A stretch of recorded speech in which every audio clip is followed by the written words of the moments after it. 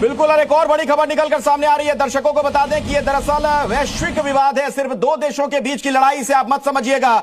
जिस तरीके से वेनेजुएला को रूस का समर्थन मिला है, चीन का समर्थन मिला है, ईरान का समर्थन मिला है। और एक ब्रेकिंग न्यूज आपको मैं दे दूं, वेनेजुएला के राष्ट्रपति ने ऐलान कर दिया है, खबर वहां से आ रही है कि सैनिकों की भर्ती की जाएगी। ऐसा लग रहा है कि लंबे वक्त तक लड़ाई लड़ने मूड में है वेनेजुएला। मेरे साथ अमित भारद्वाज मेरे सहयोगी जुड़े हुए हैं। अमित, कुछ और अपडेट्स, कुछ नई जानकारियां आपके पास भी हैं क्या?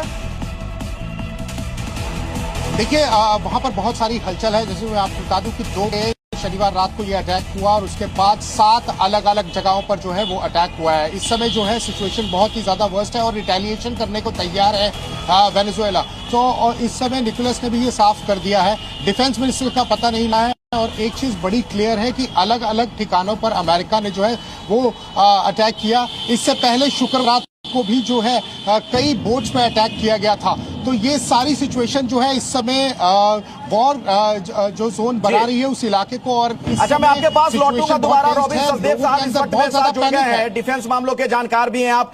सचदेव साहब, आपको क्या लग रहा है कि ये अमेरिका यहाँ पर सिर्फ अपनी कोई पिट्ठू सरकार बनाना चाह रहा है, इसलिए कुछ रहा है, ऐसा करके वो निकल जाएगा? ये लड़ाई लंबी चल सकती है या फिर?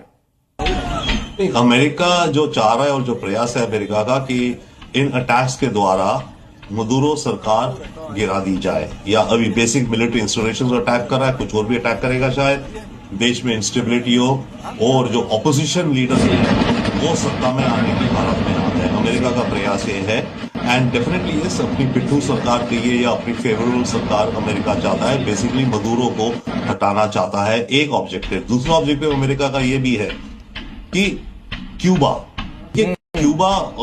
का जो तेल इंपोर्ट करता है वो भारी मात्रा में वेनेजुएला से ऑयल इंपोर्ट करता है। ओके, क्योंकि वेनेजुएला भी एंटी अमेरिका, क्यूबा भी एंटी अमेरिका, दोनों पे सैंक्शंस, रशिया से दोस्ती, चाइना से दोस्ती इत्यादि इत्यादि।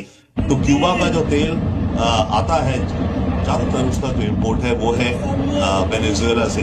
अब ऐसे हालात करके अमेरिका ने क्यूबा की इकोनॉमी पर भी अटैक किया। सचदेव साहब, आप बहुत ही महत्वपूर्ण जानकारी दे रहे हैं, बीच में आपको रोक रहा हूं। वेनेजुएला से एक नई तस्वीर सामने आ गई है, लगातार नई नई जानकारियां वहां से सामने आ रही है। राजधानी कारकस में अफरा तफरी का आलम है, जिस तरीके से बम बरसाए गए हैं। हमले के बाद राजधानी में भगदड़ की स्थिति नजर आ रही है, लोग जान बचाने के लिए भागते हुए नजर आए।